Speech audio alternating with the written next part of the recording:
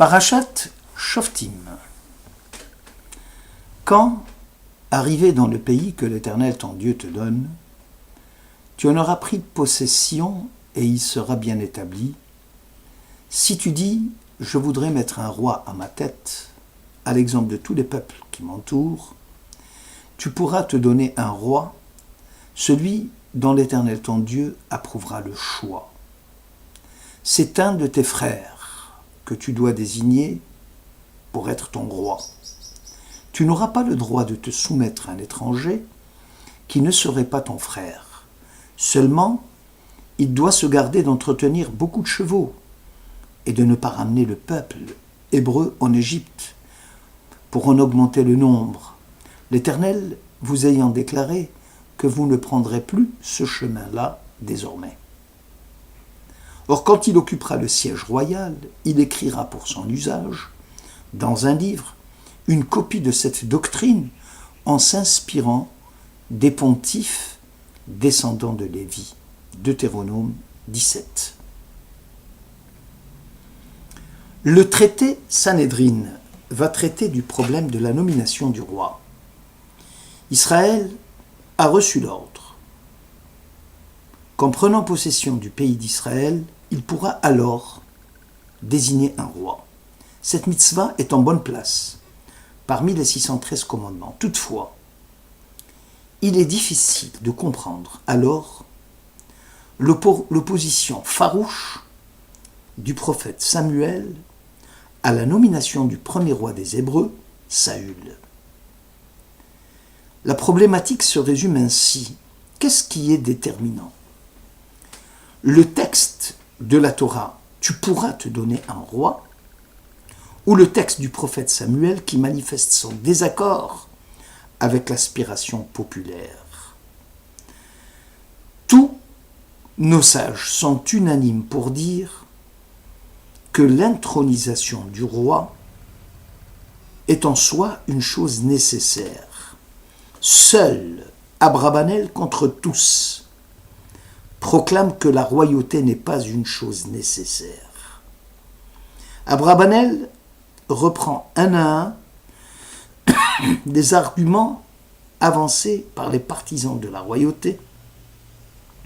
Il essaiera alors de prendre le contre-pied de ces hypothèses en dénonçant les abus du pouvoir. Nos sages avaient à cœur de comprendre les motivations du prophète Samuel, qui s'était opposé farouchement à la nomination du roi. Pourtant, nous venons de le dire, c'est une mitzvah de la Torah. Selon le Sifri,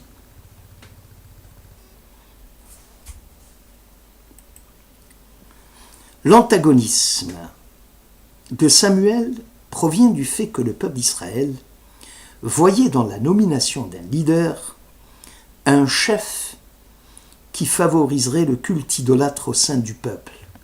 Donne-nous un roi pour nous gouverner comme tous les peuples. Samuel 1, 8. Dieu lui-même reconnaît les tendances idolâtres d'Israël. Il dit à Samuel, son prophète, « Ce n'est pas toi qu'ils rejettent, c'est moi-même dont ils ne veulent plus pour leur roi. Comme ils ont constamment agi depuis que je les ai tirés d'Égypte jusqu'à ce jour, me délaissant pour servir des dieux étrangers.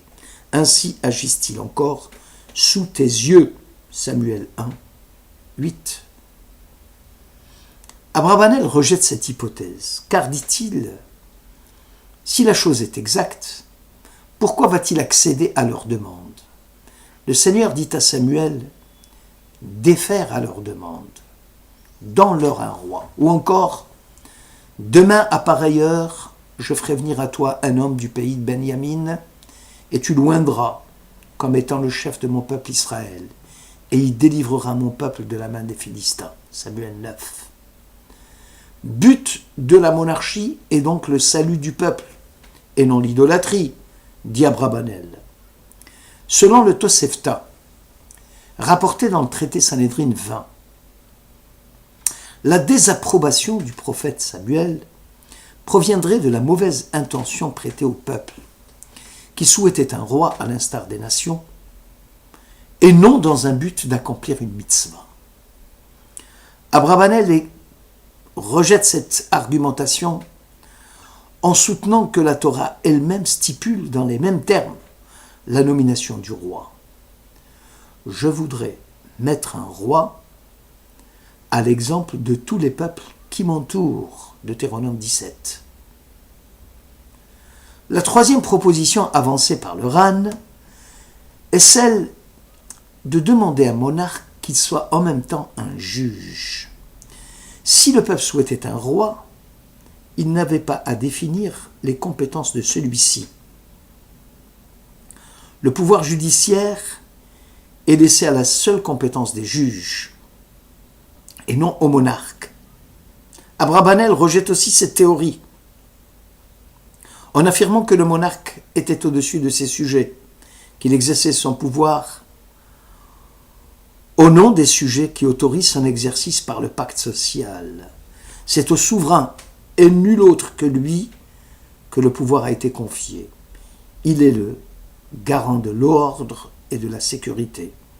Et de ce fait, les hommes renoncent à leurs droits et confient l'exercice à ce tiers, en l'occurrence le monarque.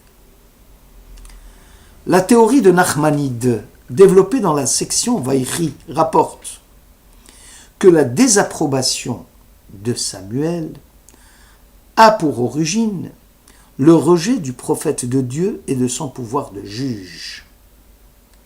Abravanel justifie le renvoi du prophète. En effet, les juges nommés par Samuel n'étaient autres que ses propres enfants, dont la conduite laissait à désirer. Abravanel avance même l'idée que, si l'intronisation du roi est une mitzvah obligatoire, pourquoi Josué, le conquérant de la terre d'Israël, ne l'a-t-il pas fait une fois la conquête terminée? La théorie d'un pouvoir politique fort est nécessaire. La question est, pourquoi les hommes accepteraient-ils de se soumettre au pouvoir d'un homme placé au-dessus d'eux? Ici, il y a lieu de distinguer la monarchie de droit divin, où le pouvoir politique provient de Dieu. Pour cette raison, il serait sacrilège de lui désobéir et même d'en débattre avec lui. Souvent, ce monarque détient un pouvoir absolu et tente de concentrer entre ses mains toutes les formes du pouvoir. La monarchie de droit constitutionnel, divers éléments institutionnels vient tempérer le pouvoir du roi. Il peut s'agir d'une constitution qui limite l'autorité du pouvoir ou d'un parlement devant lequel le monarque devra répondre de ses décisions. Imaginons, comme une fiction théorique, un État dans lequel les hommes se trouveraient abstraction faite de tout pouvoir, de toute loi. Dans cet État, les hommes seraient gouvernés par leur seul instinct de conservation. Très vite, cela va tourner en rivalité, en conflit, en guerre. C'est pour dépasser ces rivalités que les citoyens vont remettre leur pouvoir entre les mains du souverain. Le pouvoir devient ainsi un acte volontaire et juridique. Très certainement, dit Abravanel, que le peuple cherche un monarque qui susciterait le pouvoir absolu sans pour autant être un pouvoir ni arbitraire ni despotique. Dans le cadre précis de l'époque de Samuel, l'erreur consistait à vouloir choisir un pouvoir arbitraire et dictatorial au détriment d'un pouvoir constitutionnel obéissant à la Torah et à ses représentants. Abravanel, on le voit, en avance sur son temps, fustige le pouvoir monarchique et attaque violemment les partisans de la monarchie qui prétendaient que la royauté assurait la continuité de l'État, la cohésion sociale et la non-interruption de la souveraineté qui assure ordre et sécurité. Abravanel propose une conduite des affaires collégiales et politiques fondée sur un contrat ou un pacte social qui instaure les rapports entre différentes sphères du pouvoir. C'était bien avant Jean-Jacques Rousseau. L'investiture suprême serait tournante. C'était bien avant Montesquieu. Et qui empêcherait la confiscation du pouvoir par un souverain dont la puissance serait illimitée, puisque ces sujets se sont dessaisis de la leur à son profit. Abravanel a horreur de l'absolutisme, c'est-à-dire d'un souverain qui profiterait du fait de son pouvoir absolu au-dessus de ses sujets, faute de quoi son pouvoir serait sans cesse discuté, mais aussi qu'il doit s'exercer surtout au nom de ses sujets, puisque le pouvoir lui a été confié. Ce souverain qui détournerait le pouvoir à son profit finit par devenir despotique. Certes, le pacte social pose des limites au despotisme.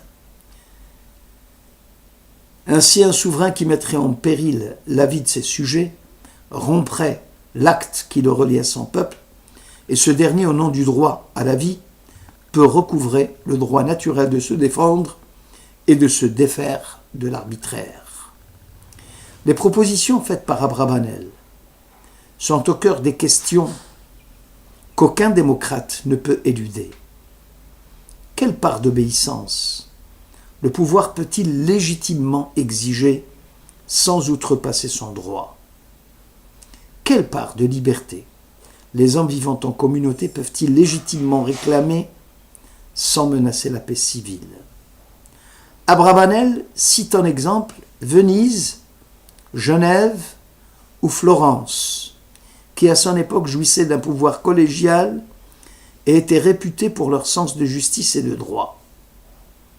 Abravanel, s'appuyant sur Maïmonide dans le Guide des Égarés, chapitre 10, écrit que le roi, comme l'océan, ne connaît point de limite au moment de leur furie.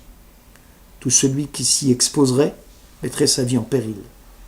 Le vent qui souffle sur l'océan est souvent suivi de tempêtes, et le courroux du roi a pour conséquence des châtiments terribles contre les coupables.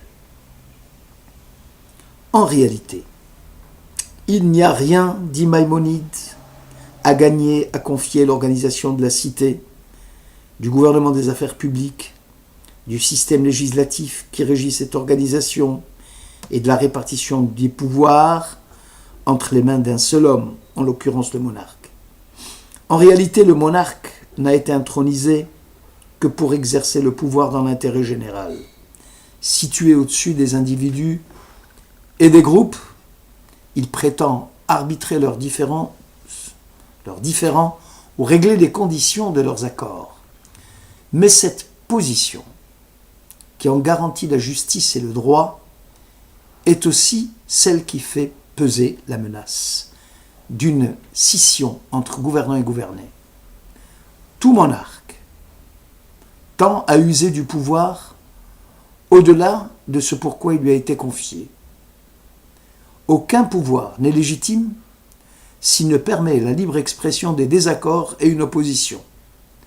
Jamais aucun exégète juif n'a été aussi violent dans la dénonciation du pouvoir monarchique comme l'a été et comme le fut Abravanel. Abravanel pense que même si les nations du monde cherchent à se soumettre à l'autorité d'un souverain, Israël n'a aucun intérêt, dit-il, à vouloir se doter d'un roi. Pourquoi faut-il se doter d'un monarque ? Il y a 3 raisons. Pour conduire les guerres, pour légiférer et rendre la justice, pour sanctionner les contrevenants et les hors-la-loi.